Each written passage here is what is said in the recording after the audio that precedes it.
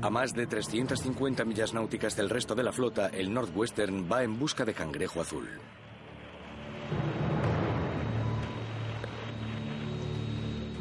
Cuando zarpamos a pescar cangrejo azul, no pensé que acabaríamos faenando tan al noroeste, pero ahora me imagino que el Northwestern está más al noroeste que nadie.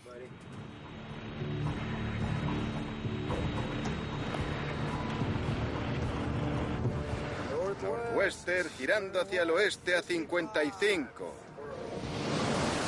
Vamos allá, compañeros. Es el calentamiento para el cangrejo de las nieves. No quiero empezar el lunes. Cuidado con la proa.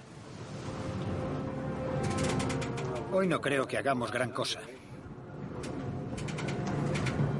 Aquí estamos. Es una partida nueva.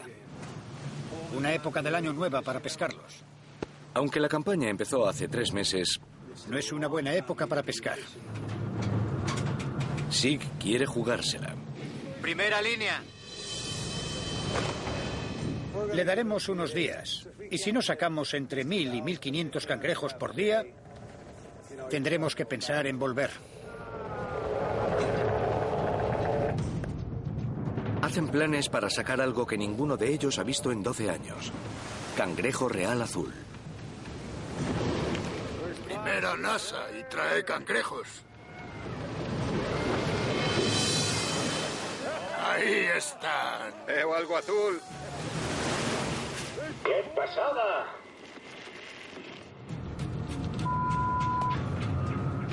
¡Adentro con ella, chicos!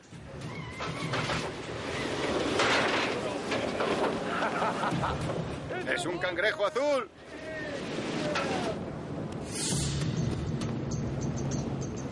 No es mucho. Será una marea larga. La novedad de pescar cangrejo azul se olvida con la primera NASA. 1-0-1. Y la realidad del duro trabajo que les espera se hace evidente.